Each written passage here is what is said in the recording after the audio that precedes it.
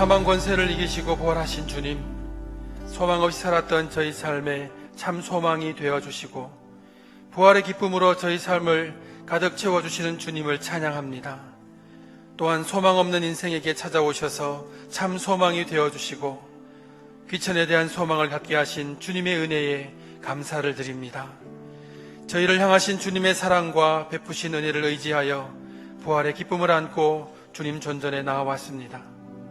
생명의 주님, 절망과 고통 가운데 두려워 떨고 있는 제자들에게 찾아오셨던 것처럼 부족한 저희들의 삶에도 찾아오셔서 드리워져 있는 사망의 두려움과 절망과 고통과 질병의 그늘을 제거하여 주시고 또한 생명과 진리의 빛 되신 주님만을 소망하며 살아가게 하여 주시옵소서. 주님과 같이 저희도 부활할 것을 믿으며 다시는 죄의 권세 아래 죄의 노예가 되지 않게 하여 주시옵소서. 저희들의 죄를 용서하시며 긍휼히 여기시는 하나님 아버지, 저희들에게 참 생명을 주시기 위해 고통당하신 주님을 받아들이지 못하고 자기 죄와 허물에 쌓여 세상을 원망하고 세월을 한탄하며 살았던 부족한 저희들의 삶을 고백하오니 부활의 소망 되신 주님의 은혜가 저희 마음에 가득하게 하시고 오늘도 이 자리에 용서의 은혜가 넘쳐나게 하여 주시옵소서. 사망 권세 이기시고 부활의 첫 열매 되신 예수님의 이름으로 기도하오며 이제 주님과 저만이 아는 죄를 참회하옵니다.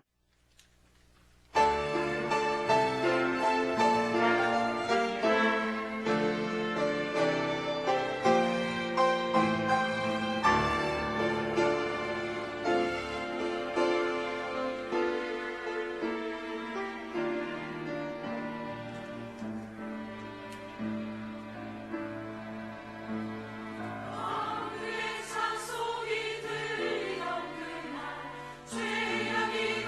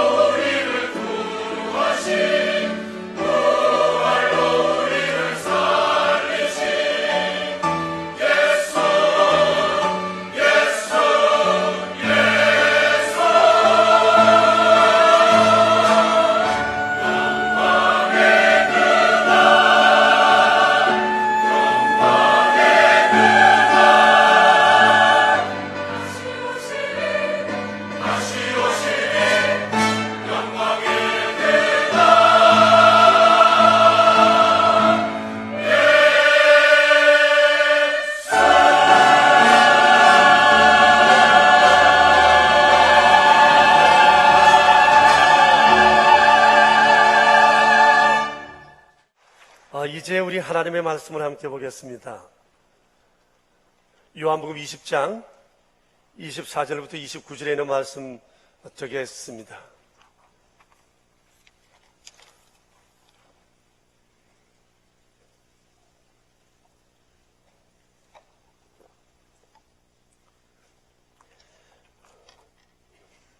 이는 하나님의 말씀입니다. 이제 우리 함께 하나님의 말씀을 받들어 읽겠습니다. 24절부터 29절까지 읽겠습니다. 12 제자 중에 하나로서 디두모라 불리는 도마는 예수께서 오셨을 때에 함께 있지 아니한지라. 다른 제자들이 그에게 이르되 우리가 주를 보았노라 하니 도마가 이르되 내가 그의 손에 못자국을 보며 내 손가락을 그 못자국에 넣으며 내 손을 그 옆구리에 넣어보지 않고는 믿지 아니하겠노라 하니라. 여드레를 지나서 제자들이 다시 집 안에 있을 때에 도마도 함께 있고 문들이 닫혔는데 예수께서 오사 가운데 서서 이르시되 너희에게 평강이 있을지어다 하시고 도마에게 이르시되 내 손가락을 이리 내밀어 내 손을 보고 내 손을 내밀어 내 옆구리에 넣어보라. 그리하여 믿음 없는 자가 되지 말고 믿는 자가 되라. 도마가 대답하여 이르되 나의 주님이시여 나의 하나님이시니이다. 예수께서 이르시되 너는 나를 본고로 믿느냐? 보지 못하고 믿는 자들은 복되도다 하시니라. 아멘. 반뷰렌이라고 하는 유명한 신학자가 계십니다. 그분이 예수님의 부활과 관련해서 아주 의미 있는 얘기를 한 적이 있어요. 예수님께서 부활하시기 전까지는 그리스도인은 없었다. 예수님께서 부활하시기 이전까지는 그리스도인은 없었다는 얘기를 했습니다. 여러분 무슨 뜻이죠? 예수님의 부활을 믿지 않고는 참된 그리스도인의 삶을 살아갈 수가 없다는 아마 그런 의미의 얘기였을 것입니다. 어떻게 생각하세요? 사실이 그렇습니다. 예수님의 제자들의 삶을 돌아보면 삶에 여러 반전들이 있었습니다. 그 중에 그들의 삶에 아주 획기적인 반전이 있었는데 그것이 바로 예수님의 부활 사건이었습니다. 예수님의 부활은 당시 예수님을 따르던 제자들에게 제2의 인생을 살게 하는 계기를 만들어 주었습니다. 만일 예수님의 부활이 없었다면 제자들은 지난 3년 동안 기독신앙으로 그들의 신앙생활은 끝나버렸을지도 모르겠습니다. 그런데 예수님의 부활로 인해서 그들의 삶에 새로운 반전이 일어나게 됐던 것입니다. 갈릴리로 되돌아갔던 사람들이 다시 용기를 얻어 예루살렘으로 돌아왔고 사람들이 두려워서 방문을 꽁꽁 걸어 잠그고 있던 사람들이 방문을 활짝 열어 제친 채 세상을 향해 나와 주님이 부활하셨다고 외칠 수 있는 용기의 사람들이 되었습니다. 무엇보다도 그들 모두가 스스로가 그리스도인이라고 하는 정체성을 아주 분명히 하게 되었습니다. 누구 앞에서도 어떤 상황 앞에서도 그리스도인이라는 사실을 증거하는 데 주저함이 없었고 언제 어디에서나 예수님은 십자가에 죽으셨다가 사흘 만에 부활하셨다는 그 사실을 담대하게 선포했던 것입니다. 그리고 그들의 삶이 아주 역동적으로 바뀌었습니다. 사랑과 긍휼과 나눔의 삶을 살았습니다. 사도행전은 그 사실을 우리에게 너무나 자세히 알려주고 있습니다. 믿는 사람이 다 함께해서 모든 물건을 서로 통용하고 또 재산과 소유를 팔아 각 사람의 필요를 따라 나누어 주며 날마다 마음을 같이하여 성전에 모이기를 힘쓰고 집에서 떡을 떼며 기쁨과 순전한 마음으로 음식을 나누어 먹었다. 그리고 자기 재물을 조금이라도 자기 것이라 말하는 사람이 하나도 없었다고 기록되어 있습니다. 여러분 아시는 바와 같이 그 당시는 로마의 식민 통치 시대를 살고 있었습니다. 삶이 얼마나 고달프고 힘들었겠습니까? 내 하나 챙기는 것도 매우 어려웠던 그러한 때 이런 사랑과 나눔을 실천한다고 하는 것은 정말 쉬운 일이 아니었을 것입니다. 그런데 부활하신 예수님을 만난 그들에게 있어서 삶이 바뀌게 되었습니다. 있는 자는 있는 만큼, 없는 사람은 없는 대로 그들이 할 수 있는 사랑을 온 주변에 나누게 된 것입니다. 뿐만 아니었습니다. 그들은 용서와 자비의 삶, 고품격의 삶을 살아가게 되었습니다. 그 대표적인 사람이 스데반이었어요. 스데반은 자기를 향해서 이를 갈고 돌을 들고 자기를 쳐 죽이려는 사람들 앞에 천사의 미소를 지어 보였습니다. 그리고 주님께 기도를 올렸습니다. 아버지, 저들이 자기의 죄를 알지 못하네. 용서해달라고요. 이 기도를 마치고 스데반은 숨을 거두게 되었습니다. 이것은 스데반뿐이 아니었습니다. 초대교회 대부분의 사람들이 자기를 힘들게 하고 괴롭힌 사람들에게 용서와 자비의 삶을 베풀어 주었고, 어떻게 하든지 손해보는 삶을 살고자 애쓰던 것이 초대교회 성도들의 보편적 삶이었다고 하는 겁니다. 또 그들은 권능의 사람으로 변화되었어요. 귀신도 쫓아내고 기적도 행하는 사람들이 되었습니다. 이러한 그리스도인들의 삶은 당시 유대 사회에 엄청난 충격을 주었고 많은 유대인들의 회심을 불러오게 되었습니다. 사도행전 2장 41절에 보면 당시 예루살렘에 살고 있던 유대교도 3,000명이 회심해서 일시에 세례를 받는 사건이 있었습니다. 이는 여기서 끝나질 않았어요. 사도행전 4장에 보면 또 5,000명이나 되는 사람들이 주께로 돌아왔고 구원받는 사람이 날마다 더했다고 했습니다. 순식간에 수만 명, 수십만 명으로 기독교인들의 부흥이 일어나게 되었습니다. 하지만 유대교 지도자들이 이것을 그냥 고이 보고 넘어갈 리가 없죠. 그래서 유대교 차원에서 조직적인 박해가 이루어졌습니다. 잡아 가두고 죽이는, 또 폭행을 하는 이런 일이 있었어요. 그래서 사도들은 자기들이 예루살렘에 남아있을 테니 모든 성도들을 다 예루살렘을 피해 피난 가라고 얘기를 했습니다. 그때 성도들은 온 유대 땅으로 흩어졌고 사마리아 땅으로 갔습니다. 그러나 성도들은 그곳 가는 곳에 가만히 있을 수가 없었어요. 잠잠할 수가 없었습니다. 그래서 가는 곳마다 그곳에서 끊임없는 예수님의 십자가와 부활을 증거했고 제2, 제3, 제4의 예루살렘 교회의 역사가 그들이 살아가는 피난간 그곳에서도 일어나게 되었던 것입니다. 그때 유대교도였던 사울이라는 청년이 회심하는 일이 발생되게 되었습니다. 이 사람이 바로 예수님의 13번째 사도가 되었던 바울이라는 사람입니다. 바울은 정말 똑똑한 젊은이였습니다. 당시 유대사회, 유대 지도자들로부터 기대를 한 몸에 받고 있었습니다. 이러한 사람의 회심은 유대교와 유대교 지도자들에게 엄청난 충격이 되었을 것입니다. 이뿐만 아니었어요. 심지어 로마인들 중에서도 대대적으로 회심하는 그런 일이 있었습니다. 그 선두에 고넬료라는 사람이 있었어요. 아시는 바와 같이 고넬료는 로마 군의 엘리트 장교였습니다.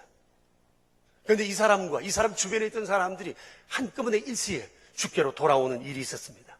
이때 이 회심 사건은 팍스 로마가 신성 로마 제국으로 변화됐는데 아주 불씨가 되었던 그런 사건이 되었습니다. 이처럼 우리 기독교인들은 어딜 가든지 그침이 없었어요. 그들의 활동 무대는 예루살렘과 유대를 넘어 사마리아, 온 세계로 나아갔어요.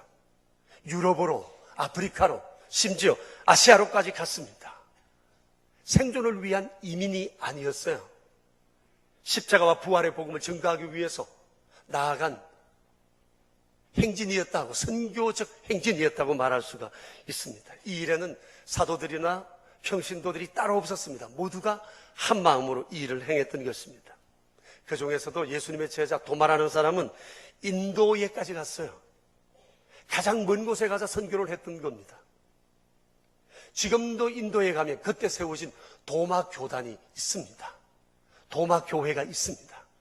정말 놀라운 일이 아닐 수가 없습니다.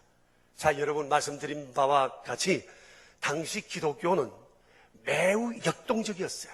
이 역동적인 삶의 밑바탕에 예수님의 부활이 있었던 것입니다. 예수님의 부활은 제자들과 주님을 따르는 수많은 사람들의 인생관을 바꾸어 놓았어요. 그리고 이들이 가는 곳마다 그곳에서 놀라운 변화의 삶이 일어나게 되었던 것입니다. 오늘 우리가 읽은 이 본문은 이 역동성의 불씨가 일어난 시점에 있었던 한 사건에 관한 기록입니다. 이때는 예수님의 지상사역의 마지막 기간이기도 했습니다. 예수님 지상사역 마지막의 삶의 주제는 예수님의 부활을 주님을 따르는 사람들에게 확신시켜 주시는 일이었어요. 그래서 그 당시 주님 주변에 있던 사람들은 모두가 다 예수님이 부활하셨다는 것을 확신하게 되었습니다. 예수님의 부활을 경험하게 된 이들에게는 주님의 부활 자체가 굉장한 경이로움이었어요. 상상하지 못한 일이 발생되었거든요. 얼마 전까지만 해도 십자가에서 피투성이가 되셨던 그분이 살아나신 거예요. 무덤에 들어가셨던 그분이 살아나신 겁니다. 그리고 온전한 변화된 몸을 입고 계셨어요.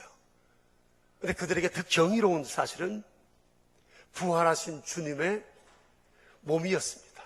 주님의 몸이 너무 신비했어요. 이전의 몸과 다를 바가 하나도 없었는데 주님의 몸은 시공간을 초월하는 몸이 되고 말았습니다. 문이 닫혀 있었으나 주님은 그곳에 들어오셨고 그 몸으로 주님은 성천회에 가셨습니다. 주님은 모든 시공간을 이동하는데 매우 자유로운 몸을 입고 계셨습니다. 이것이 부활의 몸이었습니다. 뼈와 살이 있고 음식을 먹는 그런 몸이었으나 주님의 몸은 아주 신비롭게 변화되어 있었습니다. 그런데 주님께서 이렇게 말씀하셨습니다. 너희도 훗날 나처럼 부활하게 될 것이다. 나의 부활이 너희의 부활의 모델이 될 것이다. 이것은 그들에게 엄청난 용기가 되었습니다. 정말 신날 수밖에 없었습니다. 내가 주님처럼 다시 살아 영생한다고 하는 이 사실은 그들의 삶에 큰 용기를 주었습니다. 여러분, 사람을 두렵게 하는 게 뭐죠? 죽음이잖아요. 사후의 삶이잖아요. 제자들에게는 이러한 삶이 해결이 되었어요. 더 이상 그들은 죽는다는 것 때문에 두려워하지 않았던 것입니다. 죽음은 그들에게 더 이상 장벽이 되지를 못했습니다. 당시 주님을 따르던 수많은 사람들 가운데 딱 한 사람, 도마라는 제자만이 이 사실을 모르고 있었습니다. 도마는 예수님 찾아오셨을 때 그 자리에 없었기 때문입니다. 그래서 그동안 주의 다른 제자들이 주님을 만난 사실에 대해서 아주 자세하게 도마에게 얘기를 해 주었습니다. 그랬지만 도마는 그들의 말을 믿으려 하지를 않았습니다. 내가 주님의 손에 못자국을 보고 내 손을 너 못자국을 만져보고 주님의 옆구리 창자국을 만져보지 않고는 나는 결코 믿지 아니하겠노라. 그는 이 사실을 믿는 일에 매우 단호했습니다. 그로부터 8일이 지나서 주님께서 도마를 비롯한 제자들이 집안에 모여 있을 때 그곳에 오셨습니다. 그리고 특별히 도마를 향해 말씀하셨습니다. 내 손가락을 이리 내밀어 내 손을 만져보고 내 손가락을 이리 내밀어 내 옆구리를 만져보아라. 그리하여 믿음 없는 자가 되지 말고 믿는 자가 되라. 도마가 아주 머쓱했을 거예요. 도마는 주님을 만져보지도 않았습니다. 그리고는 고백합니다. 나의 주님, 나의 하나님이라고요. 그때 예수님 말씀하셨습니다. 너는 나를 보았기 때문에 믿느냐? 보지 않고도 믿는 자가 복되다 하셨습니다. 사람 참 기왕 믿을 거 그냥 곱게 말할 때 믿지. 뭐 이렇게 고집을 피우고 믿을 게 어디 있습니까? 여러분 생각해 보세요. 거기 있던 제자들 다 자기 친구예요. 3년 동안 생사고락을 함께 했던 사람들 아니에요. 내 친구가, 내 동료가 우리가 봤다, 틀림없다. 그러면 그런 줄 알아야지. 너희 얘기 도저히 믿을 수가 없어. 나는 직접 봐야만 내가 믿지. 그러지 않고는 결코 믿을 수 없어. 나는 반드시 만져보고야 믿을 거야. 여러분, 남의 얘기 못 믿는 거 이거 아주 몹쓸 인격입니다. 사실이 그랬잖아요. 이 도마의 생각이 틀렸지 않습니까? 친구들이 봤다면 자기가 직접 못 봐도 그런 줄 알아들어야 되지 않겠어요? 만일 예수님께서 너그럽게 받아주셨기 때문에 망정이지, 만일 주님께서 나타나셔서 그 사실을 확인시키지 않으셨다면 도마는 아마 신앙에서 영영 탈락하고 말았을지도 모르겠습니다. 백문이 불여일견, 좋은 격언이에요. 그러나 그것이 모든 것에 다 통하는 것은 아니라고 하는 사실을 우리가 기억해야겠습니다. 여러분, 봐야만 믿겠다고요? 세상에 보이지 않지만 쉽지 않은 것이 얼마나 많아요. 주님의 부활을 확신하는 길은 두 길밖에 없어요. 직접 보거나 본 사람들의 얘기를 듣고 믿거나, 이 둘밖에 없어요. 여러분 생각해 보십시오. 천국을 어떻게 가봐야 믿을 수 있겠어요? 지옥을 어찌 경험해야 믿을 수 있겠어요? 그런 일은 있을 수가 없지 않습니까? 이런 얘기가 있습니다. 여러분도 아마 들어본 얘기일지도 모르겠는데, 평소에 술도 좋아하고 소위 세상적으로 놀고 잘 나가던 어떤 사람이 있었습니다. 그런데 그 사람에게 평소에 소원이 하나 있었대요. 천국과 지옥 한 번이라도 보면 내가 예수 잘 믿을 텐데 하는 거였습니다. 그런데 어느 날 이 사람이 꿈을 꾸었어요. 그런데 꿈속에서 그만 죽고 말았습니다. 꿈속이지만 걱정이 무척 되더랍니다. 나 이대로 죽으면 틀림없이 지옥 같은데. 이런 생각을 하고 있는데 천국과 지옥 갈림길에서 베드로 사도를 만났습니다. 근데 베드로 사도가 이렇게 얘기를 합니다. 너 천당 갈래? 지옥 갈래? 그냥 지옥 그래도 유구무원인데 천당과 지옥을 자기에게 선택하라고 하시니 이보다도 감사한 일이 어디 있겠어요? 그래서 이 사람이 좀 뻔뻔하기는 하지만 한마디 더 했습니다. 저 혹시 두 곳을 다 가보고 난 뒤에 결정하면 안 되겠습니까? 그러라고. 그래서 안내자를 따라서 그가 두 곳을 구경하게 됐습니다. 먼저 천당에 가보았는데 흰 옷을 입은 성도들이 하나님의 보좌 앞에서 천사들과 함께 찬양하고 주님을 경배하는 모습이 너무너무 감격스러웠어요. 야, 대단해 보였어요. 근데 이 사람은 평소에 예수님을 안 믿었기 때문에 맨 뒷자리에 앉아 있었습니다. 좀 따분하더랍니다. 그래 다시 인도를 받아서 지역을 가보았는데 별의별 게 다 있었어요. 카지노도 있고 술집도 있고 여자들도 많고 골프장도 있고 왁자지껄하는 게 너무 마음에 쏙 들었습니다. 그래서 두 곳을 다 돌아보고 난 다음에 이 사람이 베드로 사도 앞에 서서 얘기를 했습니다. 저는 아무래도 지옥 체질인 것 같습니다. 지옥으로 보내주세요. 그래서 그가 바라는 대로 지옥에 갔습니다.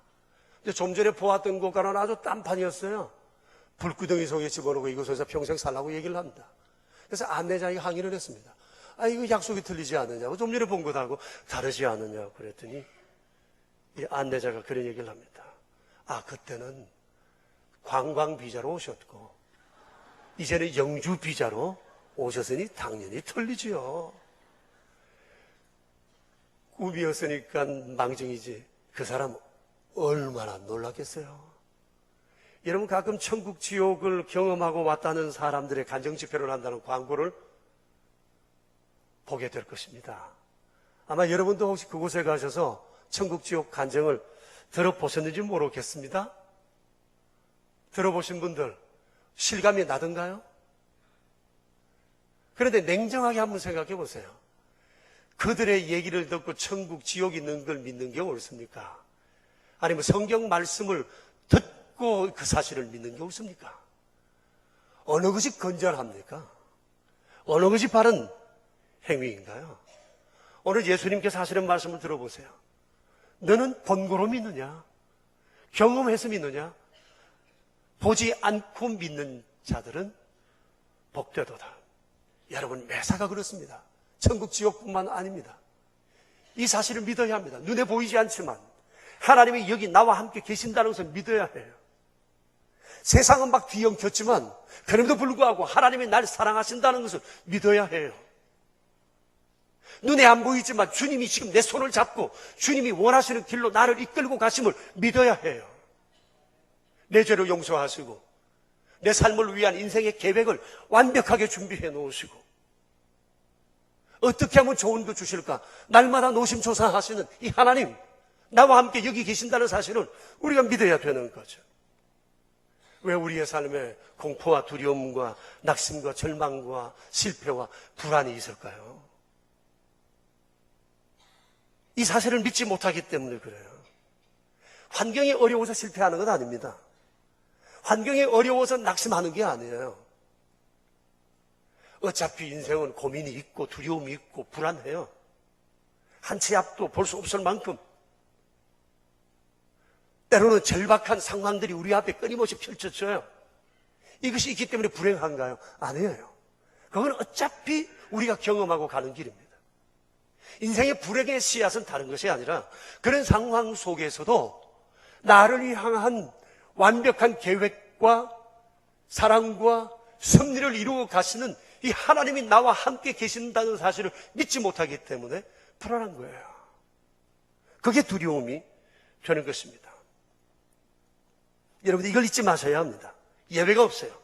신앙생활뿐만 아닙니다. 사람이 의심하고는 절대 행복할 수 없어요.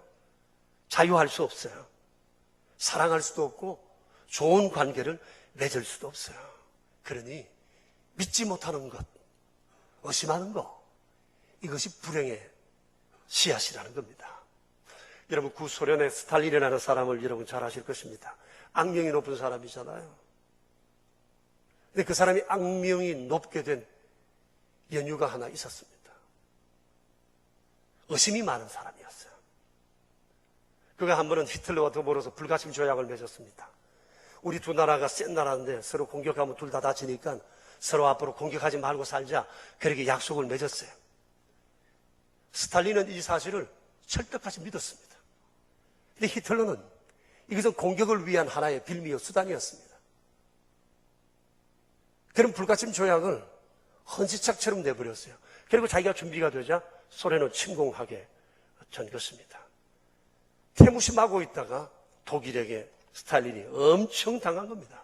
파죽지수를 밀고 들어가서 스탈린그라드까지 들어갔어요. 이제 잠깐 후면 소련은 독일에 패망할 수밖에 없는 상황까지 되었습니다. 그런데 날씨가 너무 혹독하게 추운 바람에 독일 군들이 더 이상 견디지 못하고 퇴각하면서 겨우 구사 일생으로 살아나게 된 겁니다. 나라는 구했지만 이 일로 인해서 스탈린에게 큰 병이 생겼습니다. 의심이 생긴 거예요. 사람을 믿지 못하는 겁니다. 세상에 믿을 사람 하나도 없다는 거죠.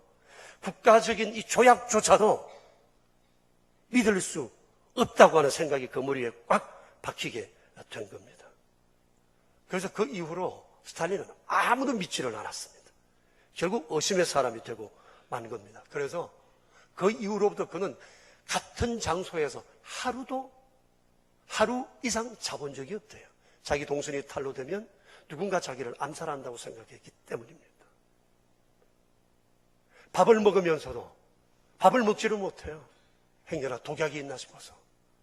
주치의도 못 믿었어요. 독살할까 싶어서. 이렇게 불안하게 살았어요. 그러니까 자기 안에 의심이 일어나면서 주변 사람들이 의심이 되니까 의심되는 사람은 다 죽인 거예요. 숙청해서. 그래서 많을 때는 1년에 100만 명까지 숙청해서 죽이는 그런 일이 있었다고 그러잖아요. 이 정신병자예요. 그러다가 결국 죽고 말았습니다. 그렇게 죽고 말았습니다. 여러분, 공산주의의 속성이 이렇습니다. 공산주의가 무너지는 이유가 뭐예요? 서로 믿지 못했어요. 인적, 물적 자원이 있어요. 능력도 있어요. 그런데 공산주의는 무너지게 되어 있어요. 서로 믿지 못하니까. 국가가 앞장서서 서로 믿지 못하도록 가르쳐요. 가족들이 서로 못 믿어요. 부부끼리 못 믿어요. 자식과 부모가 못 믿어요. 친구가 못 믿어요. 공동체가 못 믿어요. 두세 사람 오면 여기에는 나 빼놓고 두 사람은 첩자일 수 있어요. 못 믿어요. 믿을 수가 없어요. 사람들은. 그러니까 공산주의는 의심하다가 죽이고 마는 겁니다. 스스로 무너지고 마는 겁니다. 시간이 문제입니다. 북한 김정은 정권도 마찬가지입니다.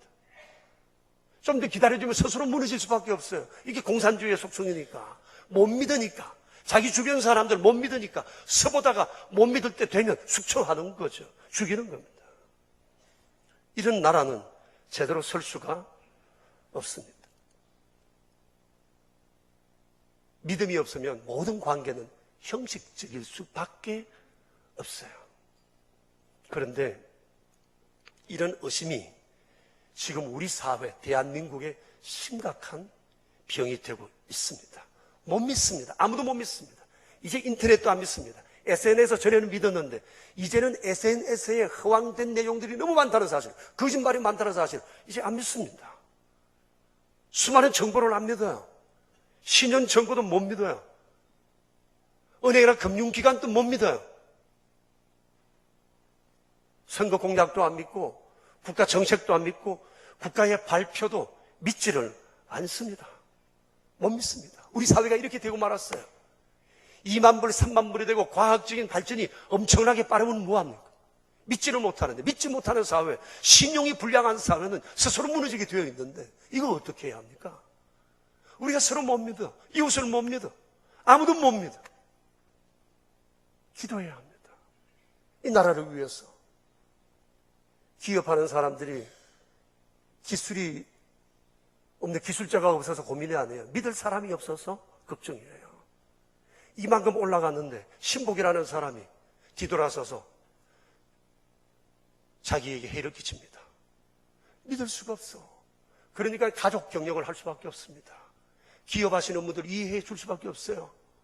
못 믿으니까. 우리 사회가 이렇게 되어버렸어요. 믿음을 주어야 하고 믿을 수 있는 사람이 되어야 하고 믿어 주어야 하는데 그게 지금 되고 있지를 못한 겁니다. 이게 지금 우리 대한민국의 현실입니다. 여러분, 세상에서 가장 불행한 것, 그것은 믿음을 잃어버리는 것이고요. 반면에 가장 위대한 것은 내사의 믿음을 갖는 거예요. 주님과 우리의 관계도, 우리 모두의 인간관계도 믿음이 기초가 돼요. 믿음이 없으면 관계는 끝입니다. 형식적인 관계는 오래 못 갑니다. 언젠가는 끝이 나고 말 것입니다. 가정 안에서도 믿음이 없으면 그 가정 위태합니다. 모든 공동체가 다 그러합니다.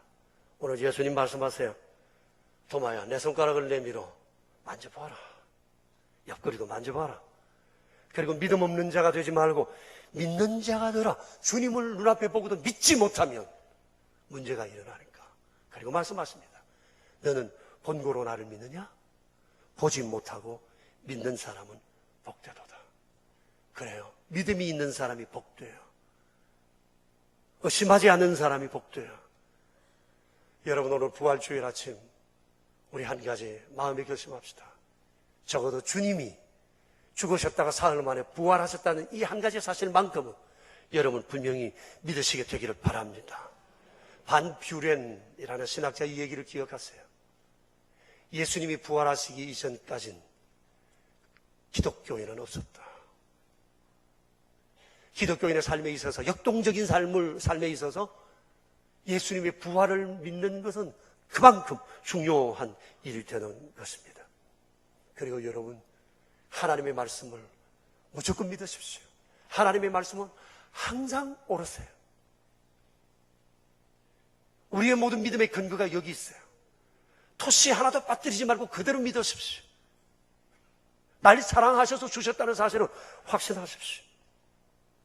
그리고 세상에 살아가며 어떤 일을 만나도 나를 향하신 하나님의 사랑은 조금도 변함이 없다는 사실을 믿으셔야 합니다.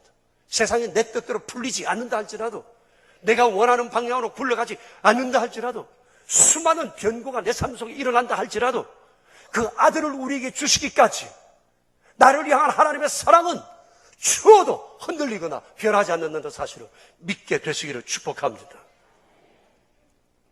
이 믿음이 크고 확대되어서 이제는 내 주변 사람도 믿어가야 할 것입니다.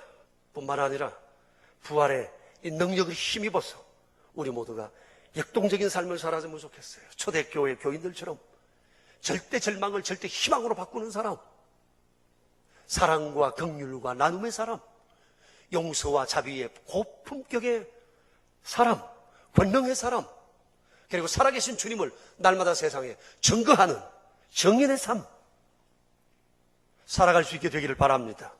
이렇게 살 수밖에 없던 이유는 하나예요. 주님 부활하셨기 때문에. 주님이 부활하셨다는 사실을 믿고 영생을 믿으면 인생관이 바뀔 수밖에 없는 거예요. 자, 예수님을 믿고 나의 인생관이 바뀌었는가? 나의 전과 후가 아주 분명하게 달라졌는가? 오늘 자신을 한번 점검하시는 축복된 날이 되기를 바랍니다. 우리 함께 기도하겠습니다. 자신을 한번 돌아보았으면 좋겠습니다. 믿는다는 것, 이건 모든 관계의 뿌리입니다. 이거 흔들리면 아무것도 안 됩니다. 하나님과의 관계 속에서 나의 믿음은 틀림없습니까? 나는 내 주변 사람들과의 믿음의 관계를 이루어가고 있습니까? 믿음을 줍니까? 그를 믿고 있습니까? 믿음이 없으면 모든 관계는 형식적일 수밖에 없습니다. 부부라 할지라도, 친구라 할지라도 진실로 믿어야 합니다. 믿는 자는 복되다, 믿음이 있는 자는 복되다 하셨어요. 내 인생의 전과 후가 분명히 달라졌습니다. 우리 이 시간 함께 자신을 돌아보면서 기도하겠습니다. 자비로우신 하나님, 우리 아버지 감사합니다. 은혜를 주옵소서. 우리 시간 저희를 주옵소서. 믿음의 수준으로 말씀해 주셨나요? 주님과의 관계, 사람과의 관계 속에서 믿음이 모든 관계를 기초로 되는 말씀이십니다. 형식은 이거 진실한 어떤 관계를 주여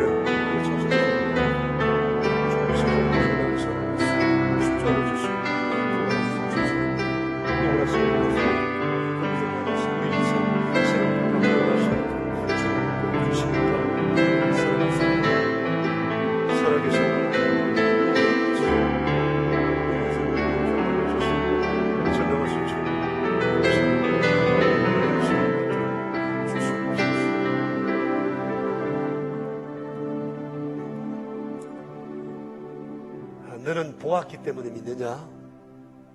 내가 이해했기 때문에 믿느냐? 내 손 안에 들어왔기 때문에 믿느냐? 그렇지 않다. 보지 않고 믿는 자가 복되다 하셨습니다. 주님, 우리는 압니다. 눈에 보이지 않지만 실지 않은 수많은 것들은 하나님도, 하나님의 은총도, 하나님의 섭리도 그러함을 믿습니다. 친구들의 얘기를 믿지 못하고 끝까지 고집을 피운 도마, 그러나 그를 긍휼히 여기신 주님으로 말미암아 그는 믿음이 회복되었고 주의 훌륭한 종으로 평생을 살아갔습니다. 주님, 오늘 이 아침이 주님을 향한 우리의 의심이 다 사라지는, 새롭게 믿음으로 회복되는 아침이 되게 하여 주시옵소서.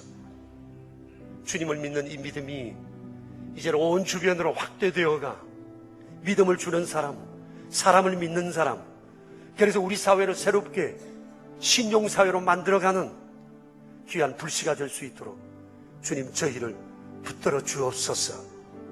우리 가정에 의심의 마귀가 도사리고 있지는 않습니까? 우리 교회 안에 믿는다 하면서 온전히 믿지 못한 그런 상황에 빠져 있는 사람은 없습니까? 삶의 일터 안에서 믿음을 주거나 믿지 못하는 그런 관계 속에서 노심초사하며 불안해하며 살아가고 있는 자는 없습니까? 주여, 우리의 삶을 돌아보시고 불쌍히 여겨 주시옵소서. 우리의 삶의 역동적 그리스도인의 삶이 끊임없이 일어나게 하소서. 물이 바다 덮음같이 여호와를 아는 지식을 온 세상 가득 넘쳐나게 하는 원동력이 될 수 있도록 저희를 붙들어 주시옵소서. 우리 구주 예수 그리스도 이름으로 기도합니다.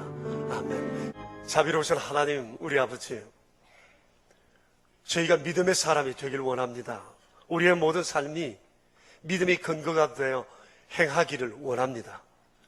저희들이 주 앞에 드리는 예물도 믿음의 터 위에 세워진 예물이 되기를 원합니다. 주의 사랑을 믿고 성경을 믿고 주의 가르침을 믿고 드리는 예물이 되고, 이 예물이 아름답게 사용되어 땅 끝까지 주의 복음을 증거하는 일에 복되게 사용되게 하여 주시옵소서. 주의 말씀을 따라 11조 예물을 구별하여 드립니다. 아버지께서 손길들 위에 풍성하신 은총을 더하시고 창고가 가득히 차고 넘치게 하시고 계획하는 일들이 사전에